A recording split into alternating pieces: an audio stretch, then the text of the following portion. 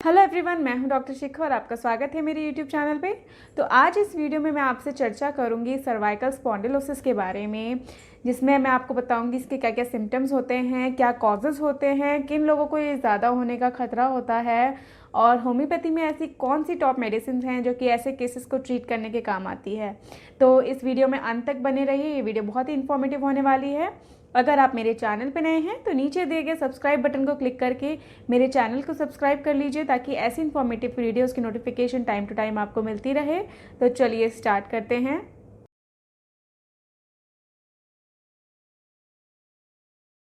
हमारी जो रीढ़ की हड्डी होती है या जो वर्टिब्रल कॉलम होता है वो अलग अलग सेक्शंस में डिवाइड होता है बॉडी के पार्ट के हिसाब से।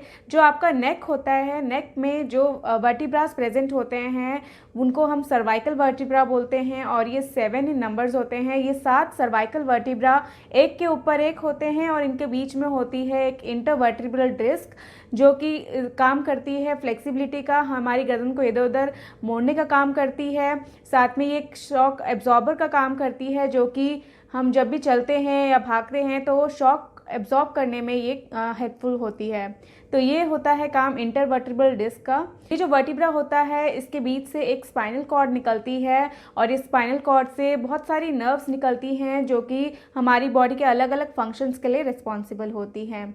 तो ये होता है सर्वाइकल वर्टिब्रा। इन सर्वाइकल वर्टिब्रा में या फिर जो ये कार्टिलेज होते हैं या डिस्क होती है, इनमें कभी इन्फ्लेमेशन हो जाए या डैमेज हो जाए किसी कारण की वजह से तो ये सर्वाइकल स्पॉन्डिलोसिस कहलाया जाता है।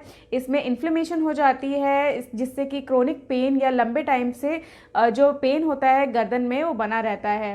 सर्वाइकल स्पॉन्डिलोसिस का केस जो है ये एज रिलेटेड होता है, जो जितना ओल्ड होगा उसमें ये प्रॉब्लम ज़्यादातर देखी जाती है।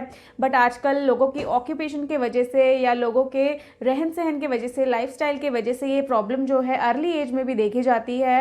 अगर ये प्रॉब्लम आपको काफ़ी लंबे टाइम से है तो डीजनरेशन की वजह से जो आपकी वर्टिब्रास होती हैं वहाँ पे छोटे छोटे बोनी ओवर ग्रोथ हो जाते हैं जिनको ऑस्टियोफाइट्स बोलते हैं, और इसके वजह से जो नर्व्स हैं उनकी पिंचिंग हो जाती है, नर्व जो हैं वो दबने शुरू हो जाते हैं और सिम्टम्स आने शुरू हो जाते हैं। या आपके शोल्डर को अफेक्ट कर सकता है, हाथ को अफेक्ट कर सकता है, लेग्स को अफेक्ट।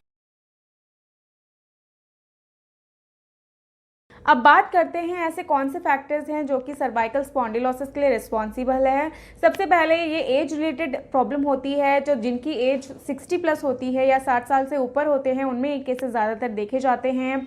अगला इसका फैक्टर होता है जो लोग ओवरवेट होते हैं या ओबीज होते हैं या जिनकी सीडेंट्री लाइफस्टाइल होती है, फिजिकल एक्टिविटी एकदम ज़ीरो है, उनमें ये केसेस ज़्यादातर देखने को मिल सकते हैं। जिन लोगों को सीवियर आर्थराइटिस की दिक्कत होती है या स्लिप डिस्क की प्रॉब्लम होती है उनमें ये केसेस ज़्यादातर देखने को मिल सकते हैं।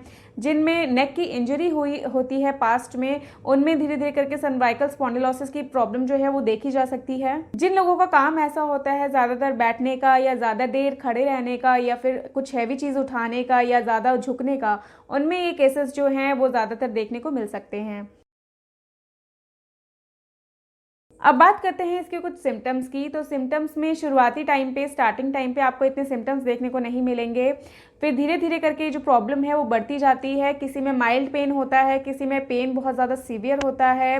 ये पेन जो है आपके नेप ऑफ द नेक यानी कि आपके गर्दन के पीछे हो सकता है, शोल्डर पे हो सकता है, आपके पूरे हाथ में एक्सटेंड कर सकता है, फिंगर्स में हो सकता है। जो पेशेंट का पेन होता है वो बढ़ जाता है जब वो ज़्यादा देर खड़ा रहता है या ज़्यादा देर तक बैठ जाता है या फिर अपनी गर्दन को आगे की तरफ झुकाता है, उस केस में भी ये बढ़ जाता है। रात के टाइम पे कभी ये पेन जो है वो सीवियर हो सकता है। खांसते टाइम, छींकते टाइम ये पेन जो है वो सीवियर हो सकता है। इसी के साथ साथ नमनेस हो सकती है और आपके जो पैर हैं वहाँ भी नमनेस या फॉर्मिकेशन वाली फीलिंग जो है वो हो सकती है, जैसे कि चींटियाँ चल रही हैं वैसी सेंसेशन हो सकती हैं।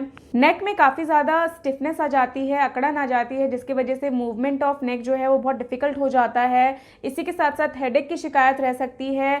सर के पीछे या फिर गर्दन के पीछे बहुत तेज़ दर्द होता है। हेड में गर्दन के पीछे से ऊपर तक हेडेक हो सकता है। चक्कर आना या फिर ब्लैकआउट हो जाना, ऐसे केसेस भी जो हैं देखने को मिल सकते हैं। तो ये सारे चीज़ें हो गई इसके सिम्टम्स के बारे में। अब बात करते हैं इसके डायग्नोसिस के बारे में। तो फिर डायग्नोसिस के लिए हम लोग नेक का एक्सरे करवाते हैं, जिसमें हमको जो भी बोनी चेंजेस होते हैं या फिर आर्थराइटिस की वजह से जो चेंजेस होते हैं वो देख सकते हैं। इसके अलावा अगर वीकनेस बहुत ज़्यादा रहती है आर्म में या फिर शोल्डर में, तो उस केस में हम लोग MRI या फिर CT स्कैन जो है वो बोलते हैं करवाने के लिए। होम्योपैथी में ऐसी कई मेडिसिन हैं जो कि ऐसे केसेस में काफ़ी अच्छा काम करती हैं, सिम्टम्स में काफ़ी अच्छा रिलीफ देती हैं। जो पेशेंट होता है उसकी इंडिविजुअलिटी के हिसाब से या सिम्टम्स के हिसाब से ऐसी मेडिसिन प्रिस्क्राइब करी जाती हैं। इस वीडियो में मैं आपको कुछ ऐसी मेडिसिन बताऊंगी जो कि ऐसे केसेस में काफ़ी अच्छा काम करती हैं। तो सबसे पहली मेडिसिन है पेरिस क्वाड्रिफोलिया 30।